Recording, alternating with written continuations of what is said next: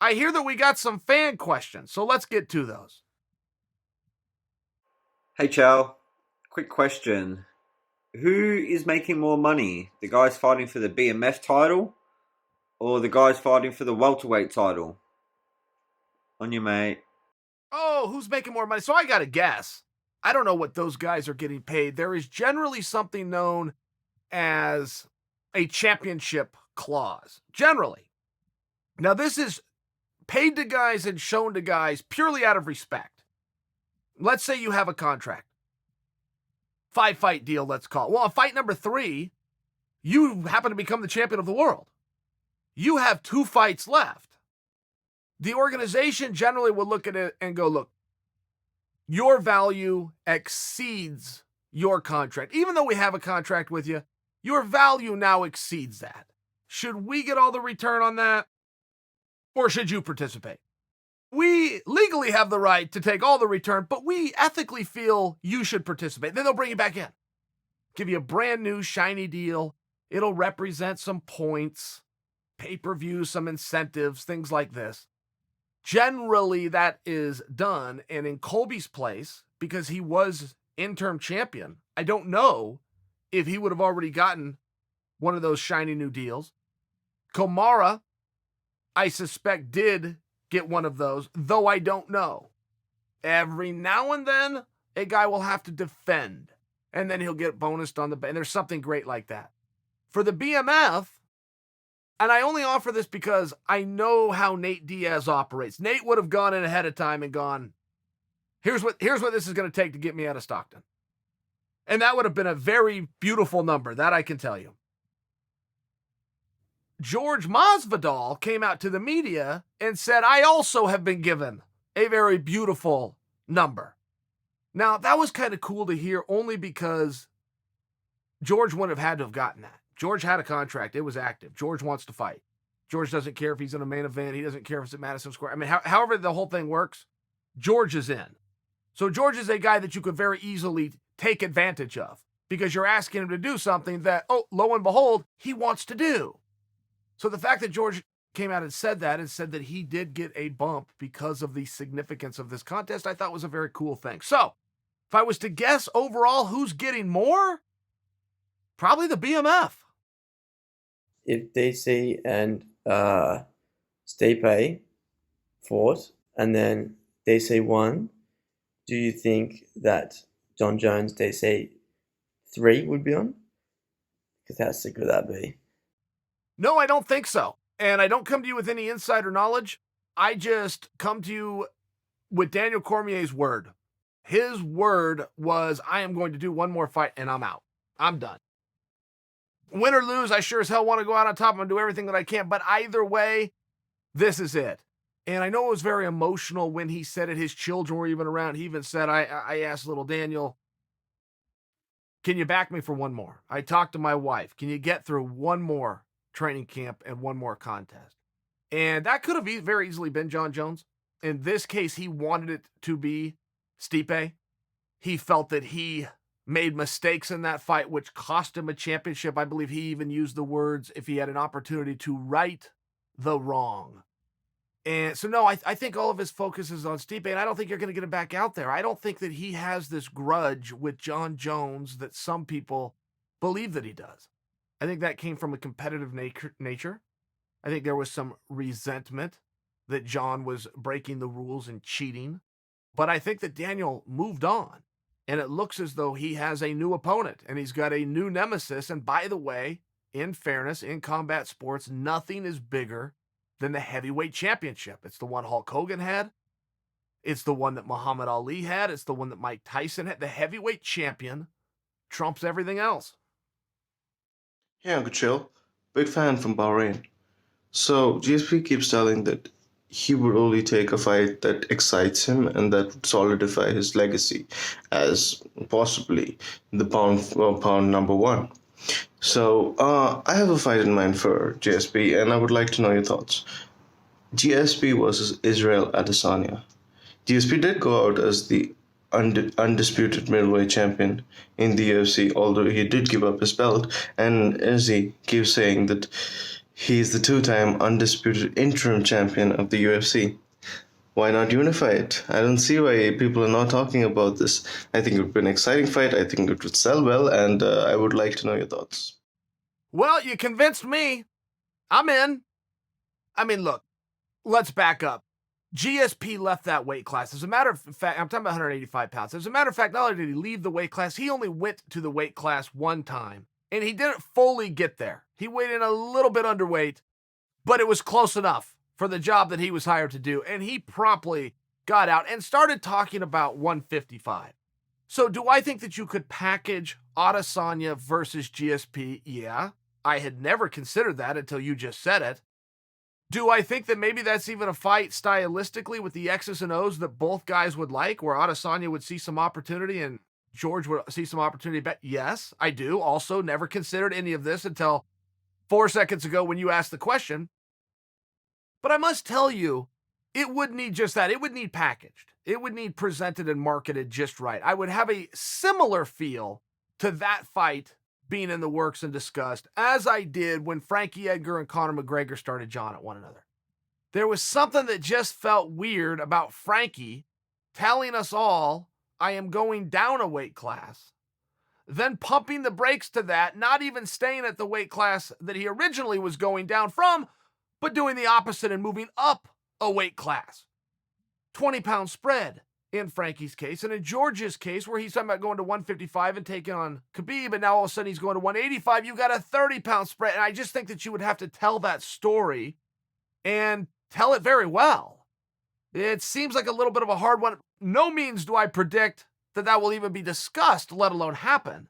But to play along to your question, would that be a significant match and a significant win should George get it? Yeah, of course. Of course I can give you that much.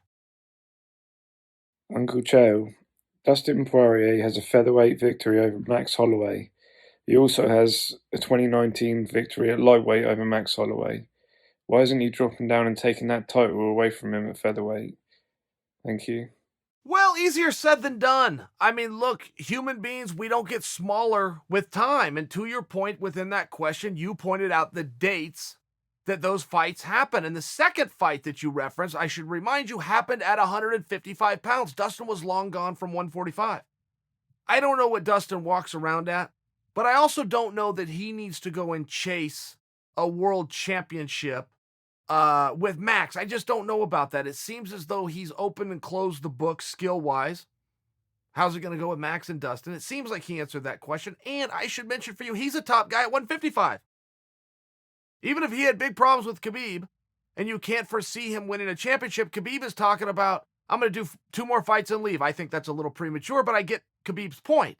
His point being, I'm not going to stick around forever. Dustin's only like 26 years old. I think a lot of people forget just how young Dustin Poirier is.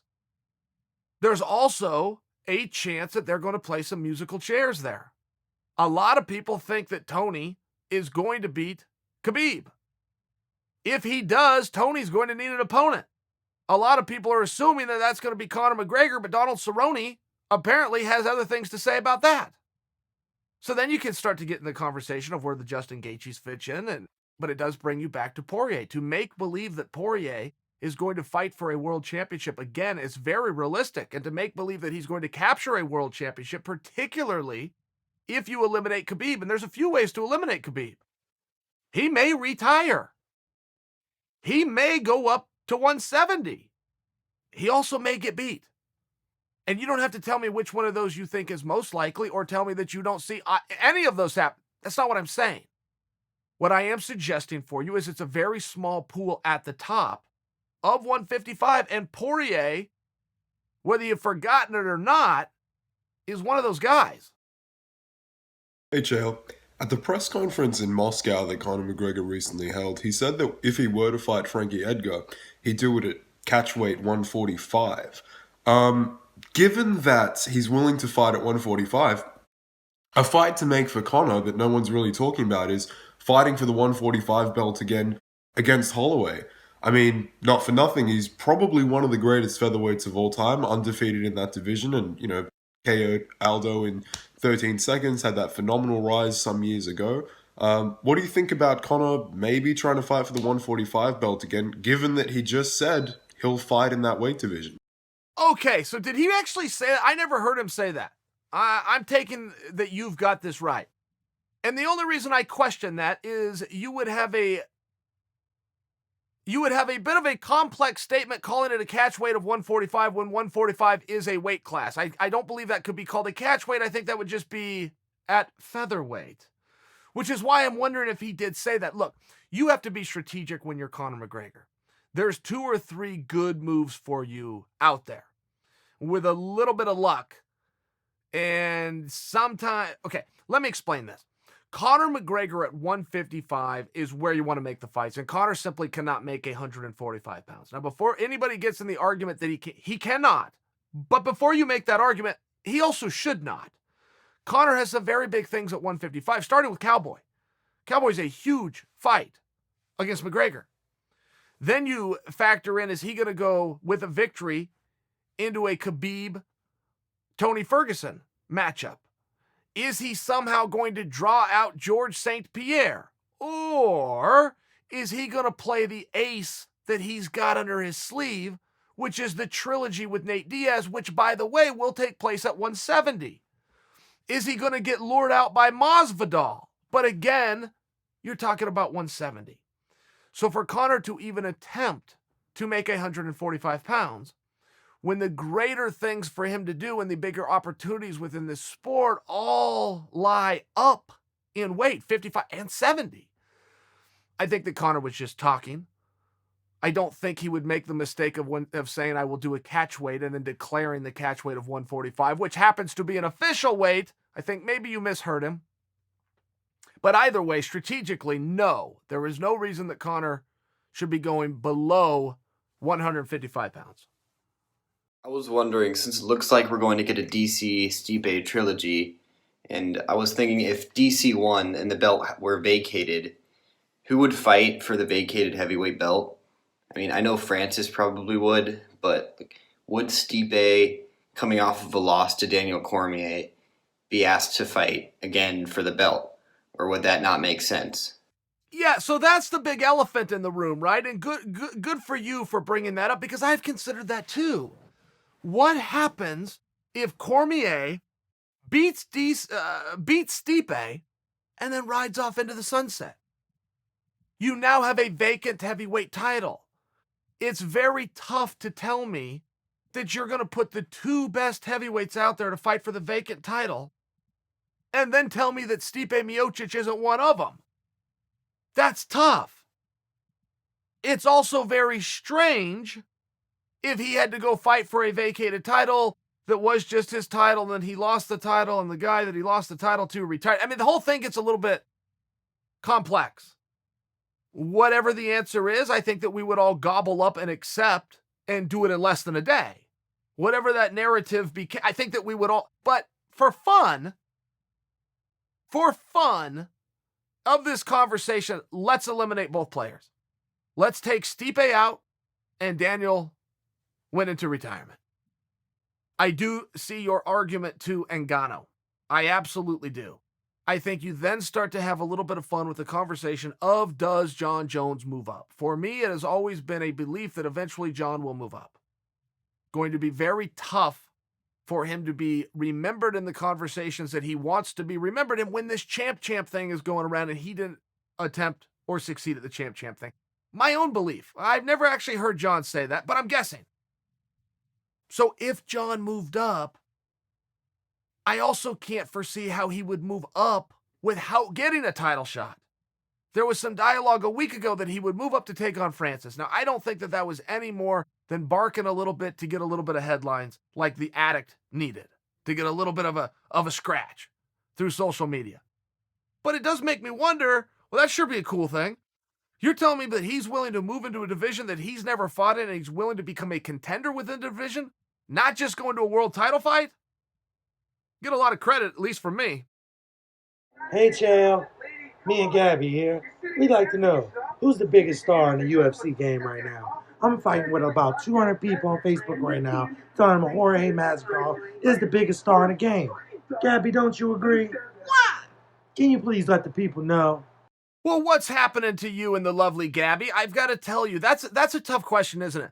So, who's the biggest star? I think that is very easy to identify. Whoever people want to see the most. And whoever want to see the most does what? Brings in the most money. That's who your star is. That's what I believe. And I think there's no argument around that. Masvidal is a huge draw right now. Diaz is a huge draw right now. When Conor comes back in, Conor will take that. But I don't know if you can put him in right now. I don't believe he has a contract. I don't even believe he has a licensed unarmed combatant anywhere in his possession right now. I do think that you would have to start to look at guys like Khabib. Khabib is massive. It's just in a different part of the world. That's catching on to the entire world, but in a different part of the world, he is absolutely massive. So is Wang Li, for that matter, the new Chinese star. But that conversation continues to move. I can remember the days when they were more than happy to tell you that Ronda Rousey was the biggest star. Now, Ronda didn't bring in all that much money. Ronda fought in a lot of buildings that weren't even sold out.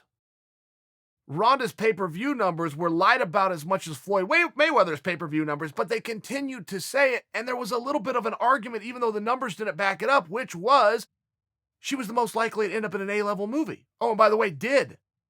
She was the most likely to end up on Ellen DeGeneres' couch. Oh, and by the way, she did. And I should add, nobody else did or could. So in many ways, when it came to getting attention and having that star rub and notoriety, it was Ronda. If you went to a live venue, go ahead and buy a ticket at the door because they weren't sold out. So it wasn't Ronda. But that lie, they were more than happy to push that narrative. I never fully understood from a promoter's standpoint why. Why, if I look around this building, I'm here, it's Ronda Rousey versus Sarah McMahon. Seats 10,008. There's 7,200 people here. How can we then come out and say she's the biggest star when she's not? But they did. And she could get a lot of rub and she could get a lot of attention. Make your own decision. Obviously, Chael, smoking is a terrible habit.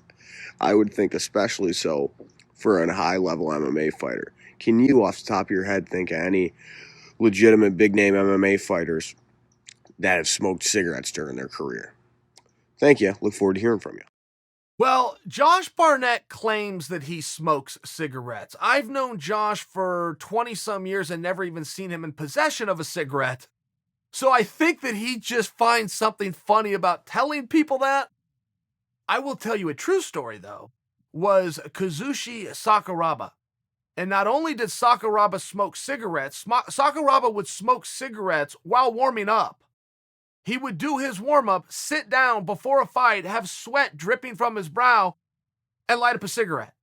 That was actually very common with many Japanese fighters, and I can remember at one point with many of the Russian athletes they'd open their locker room door and the smoke would just come out. It was no secret. They'd do it in front of you. They wouldn't hide it one bit. So I'm going to go with Sakuraba to answer this question. I bet that one you find a little bit of a surprise. Hey Uncle Chael, big fan here from the Middle East. So my question for you is, you often talk about the special ingredient that certain fighters have, like Conor McGregor, Nate Diaz, even Masvidal now, and Israel Adesanya, that makes them sell out arenas and have huge followings.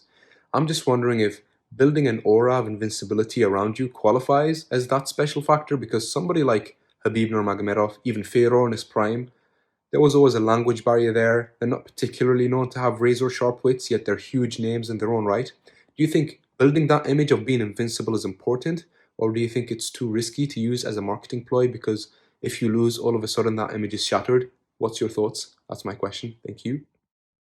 Well, I think that it's very helpful. I mean, we're in the entertainment era right now, and there is a misbelief that you must talk trash, and you must be witty, and you must be charismatic. Now, people would be accurate that is a piece of the pie. And that is a way to fast track. When you bring up names like Conor McGregor, that's a way to fast track. Get people's attention and get more media and get more headlines.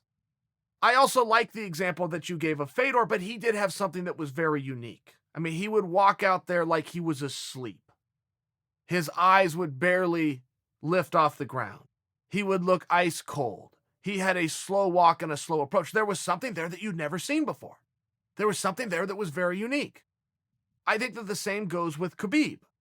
I think that Khabib has something that's just a little bit different. He's very loyal to his code, whether it be his code of family, his code of region, an area he lives in, his code of religion, his code of teammates and brothers, his loyalty to the AKA. But he has a code, and he has let us know what that is.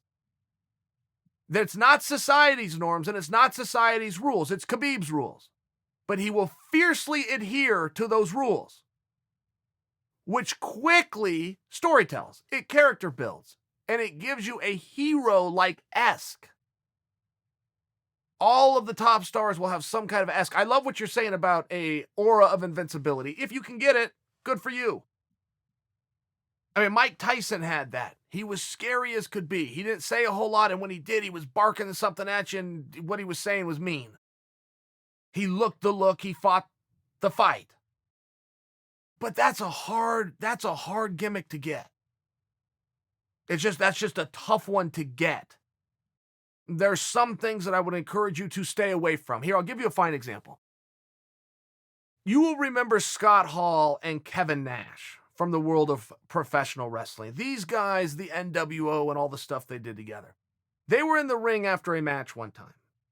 And Kevin Nash flexes to the crowd. You know, Kevin Nash stands about 6'8", 310 pounds, and he flexes to the crowd, and he shows them all his muscles. In the world of pro wrestling, that's a big deal, and everybody cheers and they walk off. And right when they come through the curtain, Scott Hall turns to him and says, "Don't ever flex again, ever.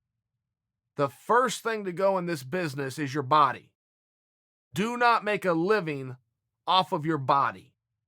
Find something else." Now, I only offer that to you because when you talk about building the aura of invincibility in a sport where only one athlete has ever had a meaningful career and remained unbeaten, and his name is Khabib. Only one. History and odds say you're going to get beat, and the invincibility veil is going to get pierced. So consider that. Consider whatever your gimmick is. Consider whatever angle you're going to take. But also consider, what do I do when it's ran its course? On the feet, around the ground, undefeated, never lost a round. Biggest arms in the city of Westland, undisputed, GOAT king of wrestling. Tito tapped, Fado quit. John Jones broke a toe and had to sit.